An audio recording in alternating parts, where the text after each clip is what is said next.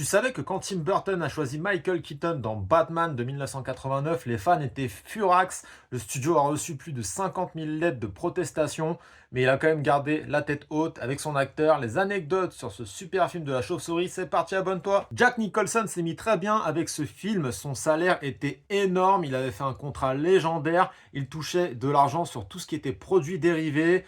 On parle en gros de 60 millions à 90 millions de dollars de bénéfices pour cet acteur. J'avais présenté l'armure de Robocop qui était une vraie galère pour Peter Weller, mais c'est pas mieux pour le costume de Batman, pour Michael Keaton.